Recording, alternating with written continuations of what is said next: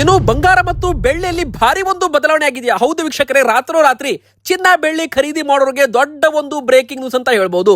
ತಜ್ಞರ ಲೆಕ್ಕಾಚಾರ ಎಲ್ಲ ಕೂಡ ಉಲ್ಟಂ ಪಲ್ಟಾ ಆಗೋಗಿದೆ. ಇತ್ತ ಇನ್ನೊಂದು ಕಡೆಗೆ ಬಂಗಾರ ಮತ್ತು ಬೆಳ್ಳಿಗ ಖರೀದಿ ಮಾಡಬೇಕಾ ಬೇಡವಾ? ವೀಕ್ಷಕರೇ, ಮಾರ್ಕೆಟ್ ನೀವು ಕೂಡ ನೋಡಿದ್ರೆ ಅಚ್ಚರಿ ಆಗ್ಬಹುದು. ಒಂದು ಅಚ್ಚರಿಯ ಪ್ರಶ್ನೆ ಕೂಡ ನಿಮಗೆ ಬರಬಹುದು. ಈಗ ಬಂಗಾರ ಏನಾಗ್ತಿದೆ, ಬೆಳ್ಳಿ ಮತ್ತು ಬಂಗಾರ ಎರಡೂ ಕೂಡ ಈಗ ಮತ್ತೆ ಮೇಲ್ ಹೋಗುತ್ತಾ, ಇಲ್ಲಿಂದ ಮತ್ತೆ ಕೆಳಗೆ ಬೀಳುತ್ತಾ? ಈ ಪ್ರಶ್ನೆಗೂ ಕೂಡ ಉತ್ತರ ನಿಮಗೆ ವಿಡಿಯೋದಲ್ಲಿ ಸಿಗಲಿದೆ. ಹಾಗೂ ವೀಕ್ಷಕರೇ, ಯಾರೆಲ್ಲ ಮನೆಯಲ್ಲಿ ಬಂಗಾರ ಇಟ್ಟಿದ್ರಲ್ಲ ಅವರಿಗೂ ಕೂಡ ಒಂದು ದೊಡ್ಡ ಸಿಹಿ ಸುದ್ದಿ ಅಂತ ಹೇಳ್ಬೋದು. ಯಾವ ತರ ಜನರು ಬಂಗಾರ ಬೆಳ್ಳಿಯಲ್ಲಿ ಹಣ ಹೂಡಿಕೆ ಮಾಡಿ ಲಾಭ ಕೂಡ ಮಾಡ್ತಾರೆ ಅದನ್ನು ಕೂಡ ನಾವು ನಿಮಗೆ ಹೇಳಲಿದ್ದೇವೆ. 1 ವರ್ಷಗಳ ಕಾಲ ಚಿನ್ನ ತಗೋಬೇಡಿ ಅಂತ ನರೇಂದ್ರ ಮೋದಿಜಿಯವರು ಒಂದು ಹೇಳಿಕೆ ಕೊಡ್ತಿದ್ದಾರೆ. ಮುಂದಿನ ವರ್ಷ ಬಂಗಾರ 2 ಲಕ್ಷ ರೂಪಾಯಿ ಆಗುತ್ತೆ ಅಂತ JP ಮಾರ್ಗನ್ ಕಂಪನಿ ಹೇಳ್ತಾ ಇದೆ. ಹಾಗಾದ್ರೆ ಈಗ ತಗೋಬೇಕಾ ಬೇಡವಾ? ಈ ಪ್ರಶ್ನೆಗೂ ಕೂಡ ಉತ್ತರ ನೋಡೋಣ. ಮೊದಲಿಗೆ ನೀವು ಇನ್ನೂ ಕೂಡ ವಿಡಿಯೋಗೆ ಲೈಕ್ ಮಾಡಿಲ್ಲ ಅಂದ್ರೆ ದಯಮಾಡಿ ವಿಡಿಯೋಗೆ ಒಂದು ಲೈಕ್ ಮಾಡಿ. ಹಾಗೂ ಪ್ರತಿಯೊಬ್ಬರು ಕೂಡ ಕಮೆಂಟ್ ಬಾಕ್ಸ್ ಅಲ್ಲಿ ನಾವು ಕೇಳುವ ಒಂದೇ ಒಂದು ಪ್ರಶ್ನೆಗೆ ಉತ್ತರವನ್ನ ಕಮೆಂಟ್ ಮೂಲಕ ಕೊಡಿ. ನಿಮ್ಮ ಪ್ರಕಾರ ಬಂಗಾರದ ಸರಿಯಾದ ಬೆಲೆ ಎಷ್ಟಾಗಬೇಕು? ಬಡ ಜನರು ಕೂಡ ಸುಲಭವಾಗಿ ಬಂಗಾರ ಖರೀದಿ ಮಾಡಿರಬೇಕು. ಆ ಒಂದು ಬೆಲೆ ನಮಗೆ ನೀವು ಕಮೆಂಟ್ ಮೂಲಕ ತಿಳಿಸಿ. ತುಂಬಾ ಜನ ಲೈಕ್ ಮಾಡ್ತೀರಾ, ಕಮೆಂಟ್ ಮಾಡ್ತೀರಾ, ನಿಮಗೆಲ್ಲರಿಗೂ ಕೂಡ ಹೃದಯಪೂರ್ವಕ ಧನ್ಯವಾದಗಳು. ಮೊದಲಿಗೆ ವೀಕ್ಷಕರೇ, ಜಾಗತಿಕ ಮಾರ್ಕೆಟ್ ಅಲ್ಲಿ ಮತ್ತೆ ಬಂಗಾರ ಬೆಳ್ಳಿಯಲ್ಲಿ ಒಂದು ದೊಡ್ಡ ನಾಗಾಲೋಟ ಆಟ ಅಂತಾನೂ ಕೂಡ ಹೇಳಲಾಗ್ತಾ ಇದೆ. ಸೊ ಈ ಬಾರಿ ಬಂಗಾರ ಹೊಸ ಒಂದು ರೆಕಾರ್ಡ್ ಬರೆದಿದೆ. ಹೌದು, ಬಂಗಾರ ಮತ್ತು ಬೆಳ್ಳಿ ಕೂಡ ರೆಕಾರ್ಡ್ ಮುರಿತಾ ಇದೆ ಅಂತಾನೆ ಹೇಳಬಹುದು. ವೀಕ್ಷಕರೇ, ಬಂಗಾರ 3 ತಿಂಗಳ ಸಾರ್ವಕಾಲಿಕ ಗರಿಷ್ಠ ರೆಕಾರ್ಡ್ ಮುರಿದಿದೆ. ಇನ್ನು ಬೆಳ್ಳಿ ಕೂಡ ರೆಕಾರ್ಡ್ ಮುರಿಯುತ್ತಾ ಹೋಗ್ತಾ ಇದೆ. ನೋಡಬಹುದು, ಕೇವಲ 5 ದಿನದಲ್ಲಿ ಬೆಳ್ಳಿ ಬೆಲೆ 8 ರಿಂದ 9 ಸಾವಿರ ರೂಪಾಯಿಯಷ್ಟು ಏರಿಕೆ ಆಗಿದ್ರೆ, ಕಳೆದ 1 ತಿಂಗಳಲ್ಲಿ 25 ರಿಂದ 30 ಸಾವಿರ ರೂಪಾಯಿಯಷ್ಟು ಬೆಲೆಯಲ್ಲಿ ಭರ್ಜರಿ ಏರಿಕೆ ಆಗಿದೆ ವೀಕ್ಷಕರೇ.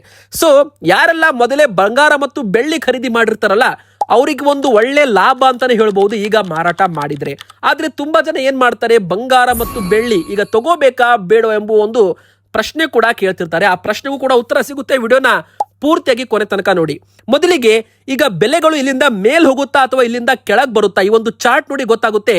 ಬೆಲೆಗಳು ಜನವರಿ ತಿಂಗಳಲ್ಲಿ 4 ಲಕ್ಷ ರೂಪಾಯಿ ತನಕ ಹೋಗಿ 2 ಲಕ್ಷ ರೂಪಾಯಿ ತನಕ ಇಳಿಕೆ ಆಗಿದ್ದು ಕೂಡ ನಿಮಗೆ ಗೊತ್ತಿರಬಹುದು ವೀಕ್ಷಕರೇ. ಇತಿಹಾಸದಲ್ಲೇ ಬೆಳ್ಳಿ ಬೆಲೆ ದಾಖಲೆ ಬರೆದಿತ್ತು. ಇನ್ನು ಮತ್ತೆ ಆ ಪ್ರಕಾರದಲ್ಲಿ ಇಳಿಕೆ ಕೂಡ ಆಗಿತ್ತು ವೀಕ್ಷಕರೇ. ನಂತರ 3 ಲಕ್ಷ ರೂಪಾಯಿ ತನಕನೂ ಬೆಳ್ಳಿ ಬೆಲೆ ಮತ್ತೊಮ್ಮೆ ಏರಿಕೆಯಾಗಿ ಅಲ್ಲಿಂದ ಮತ್ತೆ 2 ಲಕ್ಷ ರೂಪಾಯಿ ತನಕನೂ ಕೂಡ ಬಂದಿದೆ. ಈಗ ನೆಕ್ಸ್ಟ್ ಬೆಲೆ 2 ಲಕ್ಷ ರೂಪಾಯಿ ಅಂದ್ರೆ ಮತ್ತೆ 1 ಲಕ್ಷ ರೂಪಾಯಿ ಆಗುತ್ತೆ ಅಂತ ತಜ್ಞರು ಹೇಳ್ತಿದ್ರು. ಆದ್ರೆ ಅದು ಲೆಕ್ಕಾಚಾರ ಉಲ್ಟಾ ಆಗೋಗಿದೆ.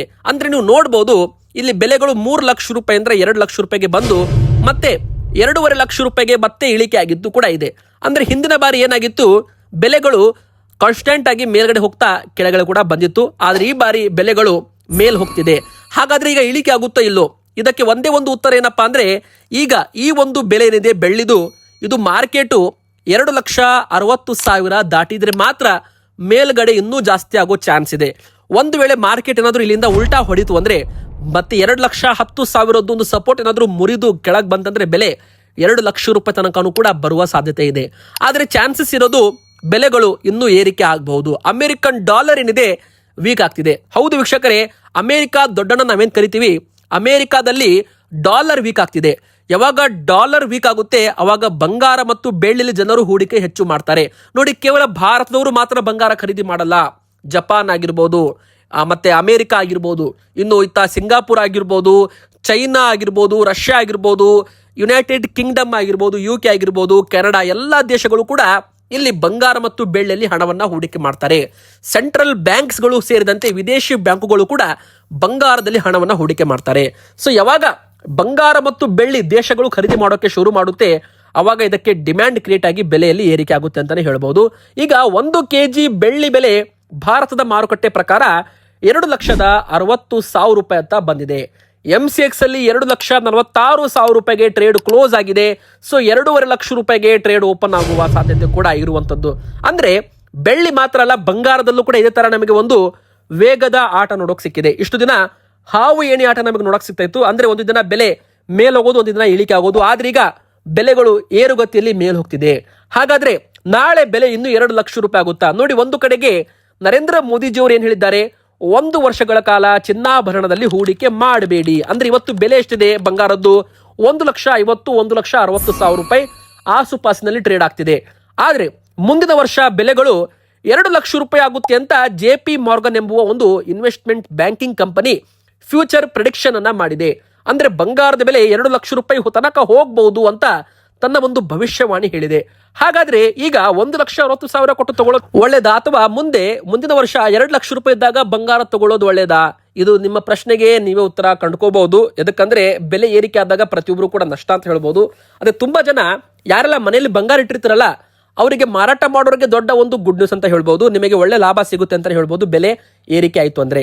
ಸೊ ಈಗ ಮಾರ್ಕೆಟ್ ಅಲ್ಲಿ ಏನಾಗ್ತಿದೆ ನೀವು ನೋಡಬಹುದು. ಈ ಒಂದು ಬಂಗಾರದ ಚಾರ್ಟ್ ನೋಡಿ, ಇಲ್ಲಿಂದ ಮಾರ್ಕೆಟ್ ಉಲ್ಟಾ ಹೊಡೆಯುತ್ತಾ ಎಂಬ ಪ್ರಶ್ನೆ ಕೂಡ ಸದ್ಯಕ್ಕೆ ಬರ್ತಾ ಇದೆ. ಸೊ ಲಾಸ್ಟ್ ಟೈಮ್ ಮಾರ್ಕೆಟ್ ಇಲ್ಲಿಂದ ಉಲ್ಟಾ ಹೊಡೆದಿತ್ತು 1,60,000 ರೂಪಾಯಿಂದ. ಅಂದ್ರೆ ಮೇ ತಿಂಗಳಲ್ಲಿ ಬೆಲೆ 1,63,000 ರೂಪಾಯಿಂದ 1,40,000 ರೂಪಾಯಿ ತನಕ ಇಳಿಕೆ ಆಗಿದ್ದು ಕೂಡ ಇದೆ. ಸೊ ಈಗ ಮತ್ತೆ ಆ ಒಂದು ಬೆಲೆಗೆ ಈಗ ಮತ್ತೆ ಬಂದಿದೆ. ಅಂದ್ರೆ ಆ ಲೆವೆಲ್ಸ್ಗೆ ಮಾರ್ಕೆಟ್ ಇನ್ನೊಂದ್ಸಲ ಬಂದಿದೆ. ಸೊ ಇಲ್ಲಿಂದ ಮಾರ್ಕೆಟ್ ಏನಾದ್ರೂ ಮೇಲ್ ಹೋಯ್ತು ಅಂದ್ರೆ ಒಂದು ಹೊಸ ರೆಕಾರ್ಡ್ ಕೂಡ ಬರೀಬಹುದು, ಅಥವಾ 1,80,000 ರೂಪಾಯಿ ತನಕನೂ ಮಾರ್ಕೆಟ್ ಹೋಗಬಹುದು ಒಂದು ವೇಳೆ ಇಲ್ಲಿಂದ ಮೇಲ್ ಹೋತೆ ಅಂದ್ರೆ. ಲಾಸ್ಟ್ ಟೈಮ್ ಹಾಗೆ ಇಲ್ಲೊಂದು ಮತ್ತೆ ಏನಾದ್ರೂ ಬೆಲೆ ಉಲ್ಟಾ ಹೊಡೆದು ಇಳಿಕೆ ಆಯಿತು ಅಂದ್ರೆ, ಮತ್ತೆ 1,40,000 ರೂಪಾಯಿ ಏನಾದ್ರೂ ಬ್ರೇಕ್ ಆಯಿತು ಅಂದ್ರೆ 1,30,000-35,000 ರೂಪಾಯಿ ತನಕನೂ ಮಾರ್ಕೆಟ್ ಬರಬಹುದು. ಆದರೆ ಚಾನ್ಸಸ್ ಏನಿದೆ, ಮಾರ್ಕೆಟ್ ಸದ್ಯಕ್ಕೆ ಮೇಲ್ ಹೋಗ್ತಿದೆ. ಸೊ ಇನ್ನೂ ಸ್ವಲ್ಪ ಮೇಲ್ ಹೋಗ್ಬಹುದು. ಯಾಕಂದ್ರೆ ಅಮೆರಿಕನ್ ಡಾಲರ್ ವೀಕ್ ಆಗಿದೆ ವೀಕ್ಷಕರೇ. ಯಾವಾಗ ಅಮೆರಿಕದ ಡಾಲರ್ ವೀಕ್ ಆಗುತ್ತೆ, ಡಾಲರ್ಸ್ ಅಲ್ಲಿ ಹೂಡಿಕೆ ಮಾಡುವವರ ಸಂಖ್ಯೆ ತುಂಬಾ ಇದೆ. ಸೊ ಯಾವಾಗ ಡಾಲರ್ ವೀಕ್ ಆಗುತ್ತೆ, ಡಾಲರ್ ಕಮ್ಜೋರ್ ಆಗುತ್ತೆ, ಅವಾಗ ಹೂಡಿಕೆದಾರರು ಡಾಲರ್ಸ್ ಬಿಟ್ಟು ಬಂಗಾರ ಬೆಳ್ಳಿಯಲ್ಲಿ ಹಣವನ್ನು ಹಾಕಿ ಲಾಭ ಮಾಡೋದಕ್ಕೆ ಶುರು ಮಾಡ್ತಾರೆ. ಸೊ ಇಲ್ಲಿ ಬಂಗಾರ ಬೆಳ್ಳಿಗೆ ಡಿಮ್ಯಾಂಡ್ ಕ್ರಿಯೇಟ್ ಆಗುತ್ತೆ. ತುಂಬಾ ಜನ ಭಾರತದಲ್ಲಿ ಹಬ್ಬಗಳು ಬಂತು ಅಂತ ಬೆಲೆ ಏರಿಕೆ ಆಗಿದೆ ಅಂತ ತಿಳ್ಕೊಂಡಿರ್ಬೋದು. ಆದರೆ ಅದು ನಿಜ ಅಲ್ಲ ವೀಕ್ಷಕರೇ. ಈ ಬಂಗಾರದ ಮಾರ್ಕೆಟ್ ಆಕ್ಚುಲಿ ಡಿಪೆಂಡ್ ಆಗಿರೋದು ಇಂಟರ್ನ್ಯಾಷನಲ್ ಮಾರ್ಕೆಟ್ ಅಲ್ಲಿ. ಮತ್ತೆ ವಿದೇಶಗಳಲ್ಲಿ ಏನಾದರೂ ಸುದ್ದಿಗಳು ಬಂದ್ರೆ, ಮತ್ತೆ ವಾರ್ ಏನಾದರೂ, ಯುದ್ಧದ ಬಗ್ಗೆ ಏನಾದರೂ ಮಾತುಕತೆ ಬಂದ್ರೆ ಮತ್ತೆ ಬಂಗಾರ ಬೆಳ್ಳಿಯಲ್ಲಿ ನಮಗೆ ಏರಿಳಿತ ನೋಡೋಕೆ ಸಿಗುತ್ತೆ. ಸೊ ಈಗ ಸದ್ಯಕ್ಕೆ 18 ಕ್ಯಾರೆಟ್ ಚಿನ್ನದ ಬೆಲೆ ಎಷ್ಟು? 1,23,000 ರೂಪಾಯಿ ತನಕ ಬಂದಿದೆ. ಹೌದು ವೀಕ್ಷಕರೇ, ಇದು ಸಾರ್ವಕಾಲಿಕ ಗರಿಷ್ಠ ಮಟ್ಟಕ್ಕೆ, 3 ತಿಂಗಳ ಗರಿಷ್ಠ ಮಟ್ಟಕ್ಕೆ ಬಂಗಾರ ಮತ್ತು ಬೆಳ್ಳಿ ಬೆಲೆ ಈಗ ಬಂದಿದೆ. 1,22,500 ರೂಪಾಯಿ ತನಕ 18 ಕ್ಯಾರೆಟ್ ಚಿನ್ನದ ಬೆಲೆ ಮಾರಾಟವಾಗ್ತಿದೆ. ಇದು ಕೇವಲ ಆನ್ಲೈನ್ ಬೆಲೆ ಆಗಿರುತ್ತೆ. ಸೊ ಇದ್ರ ಮೇಲೆ ಮೇಕಿಂಗ್ ಚಾರ್ಜ್ ಅಂತ ಎಕ್ಸ್ಟ್ರಾ ಇರುತ್ತೆ, ಹಾಗೂ ಮುಖ್ಯವಾಗಿ GST ಕೂಡ 3% ಎಕ್ಸ್ಟ್ರಾ ಕೂಡ ಇರಲಿದೆ. ಸೊ ಇಲ್ಲಿ ಎರಡನೇದಾಗಿ ಹೇಳ್ಬೇಕಂದ್ರೆ, ಬಂಗಾರ ಖರೀದಿ ಮಾಡೋರು ಈಗ ತಗೋಬೇಕಾ ಬೇಡವಾ? ನೋಡಿ, ತುಂಬಾ ಜನ ಎಲ್ಲಿ ಬೆಲೆ ಮತ್ತೆ 2 ಲಕ್ಷ ರೂಪಾಯಿ ಆಗ್ಬಿಡುತ್ತೋ ಎಂಬುವ ಭಯದಲ್ಲಿ ಎಲ್ಲ ಹಣವನ್ನ ಒಂದೇ ಬಾರಿ ಹಾಕಿ ಮೋಸ ಹೋಗ್ತಾರೆ, ಮತ್ತೆ ನಿಮಗೆ ನಷ್ಟ ಆಗುವ ಸಾಧ್ಯತೆ ಕೂಡ ಇರುತ್ತೆ. ಸೊ ಬಂಗಾರ ಬೆಳ್ಳಿ ಮಾರ್ಕೆಟ್ ತುಂಬಾ ವಾಲಟಾಲಿಟಿ ಇರೋದ್ರಿಂದ, ಅಂದ್ರೆ ತುಂಬಾ ಏರಿಳಿತ ಇರೋದ್ರಿಂದ ಇಲ್ಲಿ ಎಂಟ್ರಿ ಮತ್ತು ಎಕ್ಸಿಟ್ ಅಂತ ನಾವೇ ಕರಿತೀವಿ. ಅಂದ್ರೆ ಖರೀದಿ ಮಾಡುವಾಗ ಮತ್ತು ಮಾರಾಟ ಮಾಡುವಾಗ ಒಂದು ಒಳ್ಳೆ ಟೈಮ್ ನೋಡಿ ನೀವು ಖರೀದಿ ಮಾರಾಟ ಮಾಡೋದನ್ನ ರೂಢಿ ಮಾಡ್ಕೊಂಡ್ರೆ ಅಲ್ಲಿ ಮಾತ್ರ ನಿಮಗೆ ಲಾಭ ಸಿಗುತ್ತೆ. ಸೊ ತುಂಬಾ ಜನ ಹೂಡಿಕೆದಾರರು ಏನ್ ಮಾಡ್ತಾರೆ, ಈಗ ಬೆಲೆ 1,60,000 ರೂಪಾಯಿ ಆಗಿದೆ ಅಂದ್ರೆ ಈಗ ತಮ್ಮ ಹತ್ತಿರ ಇರೋ ಬಂಗಾರವನ್ನ ಮಾರಾಟ ಮಾಡ್ತಾರೆ. ಖರೀದಿ ಮಾಡೋಕ್ಕಿಂತ ಜನರು ಮಾರಾಟ ಮಾಡ್ತಾರೆ. ಮತ್ತೆ ಬೆಲೆ ಇಳಿಕೆ ಆಯ್ತು ಅಂದ್ರೆ 1,50,000 ಆಯ್ತು ಅಂದ್ರೆ ಮತ್ತೆ ಅದನ್ನ ಖರೀದಿ ಮಾಡ್ತಾರೆ ಬಂಗಾರ. ಸೊ ಇಲ್ಲಿ ಅವರಿಗೆ ಮೇಲ್ಗಡೆ 10,000 ರೂಪಾಯಿ ಲಾಭ ಕೂಡ ಸಿಗುತ್ತೆ. ಸೊ ಇಲ್ಲಿ ಮಾರ್ಕೆಟ್ ಏರುವಾಗ ಮಾರಾಟ ಮಾಡಿ ಮತ್ತೆ ವಾಪಸ್ ಖರೀದಿ ಮಾಡ್ತಾರೆ, ಇಳಿಕೆ ಆದಾಗ ಸೊ ಇಲ್ಲಿ ಲಾಭ ಮಾಡ್ತಾರೆ ಅಂತಾನೆ ಹೇಳ್ಬೋದು. ಸೊ ಈಗ 22 ಕ್ಯಾರೆಟ್ ಚಿನ್ನದ ಬೆಲೆ ಕೂಡ 1,50,000 ರೂಪಾಯಿ ತನಕ ಹೋಗಿದೆ. ಸೊ 1,50,000 ರೂಪಾಯಿ ಇದು 3 ತಿಂಗಳ ಗರಿಷ್ಠ ಮಟ್ಟಕ್ಕೆ, ಅಂದ್ರೆ ಭಾರತದಲ್ಲಿ 1,50,000 ರೂಪಾಯಿ ತನಕ 22 ಕ್ಯಾರೆಟ್ ಚಿನ್ನದ ಬೆಲೆ ಇದು ಎರಡನೇ ಬಾರಿ. ಮೇ ತಿಂಗಳಲ್ಲಿ 1,50,000 ಆಗಿತ್ತು, ಮತ್ತೆ ಈಗ 3 ತಿಂಗಳ ನಂತರ ಮತ್ತೆ ಬೆಲೆ 1,50,000 ಆಗಿದೆ. ಸೊ ಯಾರೆಲ್ಲ 1,30,000 1,33,000 ಇದ್ದಾಗ ಖರೀದಿ ಮಾಡಿದ್ರಲ್ಲ ಹೋದ ತಿಂಗಳು, ಅವರಿಗೆ ಒಂದು ಗುಡ್ ನ್ಯೂಸ್ ಅಂತ ಹೇಳ್ಬೋದು. ಹೊಸದಾಗಿ ಖರೀದಿ ಮಾಡೋರಿಗೆ ಒಂದು ಶಾಕ್ ಅಂತಾನೆ ಹೇಳ್ಬೋದು. ಸೊ ಈಗ ನಿಮ್ಮ ಮನೆಯಲ್ಲಿ ಶುಭ ಸಮಾರಂಭ ಇದೆ, ನೀವು ಬಂಗಾರ ಖರೀದಿ ಮಾಡಲೇಬೇಕು, ಬೇರೆ ಆಪ್ಷನ್ ಇಲ್ಲ ಅಂದ್ರೆ ನೀವು ಒಟ್ಟಿಗೆ ಹಣ ಹಾಕಿ ಬಂಗಾರ ತಗೋಬಾರ್ದು. ನಿಮ್ಮ ಹತ್ರ 1 ಲಕ್ಷ ರೂಪಾಯಿ ಹಣ ಇದೆ ಅಂದ್ರೆ ಇವತ್ತು 10,000, ನಾಳೆ ಮತ್ತೆ 15,000, ಮತ್ತೆ ಬೆಲೆ ಇಳಿಕೆ ಆಯ್ತು ಅಂದ್ರೆ ಮತ್ತೆ ಒಂದು 20,000, ಮತ್ತೆ ಬೆಲೆ ಇಳಿಕೆ ಆಯ್ತಾ ಮತ್ತೆ ಒಂದು 25,000. ಈ ತರ ನೀವು ಎವರೇಜ್ ಬೈಯಿಂಗ್ ಮಾಡಬೇಕು. ಅಂದ್ರೆ ಇನ್ಸ್ಟಾಲ್ಮೆಂಟ್ ಅಲ್ಲಿ ನೀವು ಬೈಯಿಂಗ್ ಮಾಡಬೇಕು ಬಂಗಾರ. ಸೊ ನಿಮಗೆ ಒಂದು ಎವರೇಜ್ ವ್ಯಾಲ್ಯೂ ಸಿಗುತ್ತೆ. ಒಟ್ಟಿಗೆ ಹಣ ಹಾಕ್ಬಿಡ್ತೀರಾ, ನಾಳೆ ಏನಾದ್ರೂ ಬೆಲೆ ಇಳಿಕೆ ಆಯಿತು ಅಂದ್ರೆ ನಿಮಗೆ ನಷ್ಟವಾಗುವ ಸಾಧ್ಯತೆ ಕೂಡ ಇರುತ್ತೆ ವೀಕ್ಷಕರೇ. ಸೊ ಒಂದು ವೇಳೆ ನೀವು ನಾಳೆ ಸ್ವಲ್ಪ ಖರೀದಿ ಮಾಡ್ತೀರಾ, ನಾಡಿದ್ದು ಬಂಗಾರ ಬೆಲೆ ಏನಾದ್ರೂ ಇಳಿಕೆ ಆಯಿತು ಅಂದ್ರೆ ನಿಮ್ಮ ಹತ್ರ ಇನ್ನೂ 80,000 ರೂಪಾಯಿ ಹಣ ಇರುತ್ತೆ. ಸೊ ನೀವು ಅವಾಗ ಬಂಗಾರ ತಗೊಳ್ಳಕ್ಕೆ ಒಂದು ಆಪ್ಷನ್ ಕೂಡ ನಿಮಗೆ ಸಿಗುತ್ತೆ. ಸೊ ಒಟ್ಟಿಗೆ ಹಣ ಹಾಕಬಾರ್ದು. ಸೊ ಹಂತ ಹಂತವಾಗಿ ನೀವು ಖರೀದಿ ಮಾಡಬೇಕು. ಹೂಡಿಕೆ ಮಾಡೋರು 24 ಕ್ಯಾರೆಟ್ ತಗೊಳ್ಳಿ, ಆಭರಣಕ್ಕೆ ಬೇಕಾದವರು 22 ಕ್ಯಾರೆಟ್ ತಗೊಳ್ಳಿ. 24 ಕ್ಯಾರೆಟ್ ಬೆಲೆ ಎಷ್ಟು? ಇದು 999 ಪ್ಯೂರಿಟಿ ಅಂತ ನಾವು ಕರಿತೀವಿ. ಸೊ ಇದ್ರದ್ದು ಬೆಲೆ 1,63,000 ರೂಪಾಯಿ. ಇದ್ರ ಮೇಲೆ 3% GST ಕೂಡ ಎಕ್ಸ್ಟ್ರಾ ಇರುತ್ತೆ ವೀಕ್ಷಕರೇ. ಸೊ ಟೋಟಲ್ ಆಗಿ ಹೇಳ್ಬೇಕಂದ್ರೆ ಈಗ ಬೆಲೆ ಸಾರ್ವಕಾಲಿಕ ಗರಿಷ್ಠ ಮಟ್ಟಕ್ಕೆ ಹೋಗಿದೆ.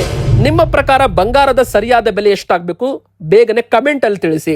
ಇನ್ನು ತುಂಬಾ ಜನ ಇನ್ನೊಂದು ತಪ್ಪು ಮಾಡ್ತಾರೆ ಅಂದ್ರೆ, ಹೂಡಿಕೆ ಮಾಡಬೇಕು ಅಂತ ಆಭರಣ ಖರೀದಿ ಮಾಡ್ತಾರೆ. ಸೊ ವೀಕ್ಷಕರೇ, ಆಭರಣ ಖರೀದಿ ಮಾಡಿದ ತಕ್ಷಣ ನಿಮಗೆ 10,000 ರಿಂದ 15,000 ರೂಪಾಯಿ ಲಕ್ಷಕ್ಕೆ ಒಂದು ಲಾಸ್ ಅಂತಾನೆ ಹೇಳ್ಬೋದು, ನಷ್ಟ ಅಂತಾನೆ ಹೇಳ್ಬೋದು. ನೀವೇನು ಆಭರಣ ಮಾಡಿಸೋದಕ್ಕೆ ಅಂತ 10-12% ಮೇಕಿಂಗ್ ಚಾರ್ಜ್ ಕೊಟ್ಟಿರ್ತೀರಾ, ಏನು GST 3% ಕಟ್ಟಿರ್ತೀರಾ, ಏನು ವೇಸ್ಟೇಜ್ ಅಂತ 1-2% ಕೊಟ್ಟಿರ್ತೀರಾ, ಅದು ನಿಮಗೆ ವಾಪಸ್ ಬರೋದಿಲ್ಲ. ವೀಕ್ಷಕರೇ, GST ನೀವೇನಾದ್ರೂ ಬಿಸ್ನೆಸ್ ಅಲ್ಲಿ ಟ್ರೇಡ್ ಮಾಡ್ತಿದ್ರೆ ನಿಮಗೆ ವಾಪಸ್ ಬರ್ಬೋದು. ಆದ್ರೆ ನೀವೇನಾದ್ರೂ ಕಸ್ಟಮರ್ ರೂಪದಲ್ಲಿ ಆಭರಣ ತಗೋತೀರಾ ಅಂದ್ರೆ ನಿಮಗೆ ಅದು ಯಾವುದು ಕೂಡ ವಾಪಸ್ ಬರಲ್ಲ. ಸೊ ಇವತ್ತು 1 ಲಕ್ಷ ರೂಪಾಯಿದು ಆಭರಣ ತಗೊಂಡಿರ್ತೀರಾ, ನಾಳೆ ಮತ್ತೆ ವಾಪಸ್ ಮಾರಾಟ ಮಾಡ್ತೀರಾ ಅಂದ್ರೆ ನಿಮಗೆ ಕೈಗೆ ಬರೋದು 85-90 ಸಾವಿರ ರೂಪಾಯಿ ಮಾತ್ರ. 10,000 ರೂಪಾಯಿ ಏನು ನೀವು ಮೇಕಿಂಗ್ ಚಾರ್ಜ್ ಕೊಟ್ಟಿರ್ತೀರಲ್ಲ ಅದು ನಿಮಗೆ ವಾಪಸ್ ಬರೋದಿಲ್ಲ. ಸೊ ಹೂಡಿಕೆ ಮಾಡೋರು 24 ಕ್ಯಾರೆಟ್ ತಗೋಬೇಕು, ಅಥವಾ ಆನ್ಲೈನ್ ನಲ್ಲಿ ETF ಅಂತ ಬರುತ್ತೆ, ಸೆಬಿ ರಿಜಿಸ್ಟರ್ಡ್ ಬರುವ ಅಪ್ಲಿಕೇಶನ್ಗಳಲ್ಲಿ ಮಾತ್ರ ತಗೋಬೇಕು ಅಂತ ಹೇಳಲಾಗುತ್ತೆ.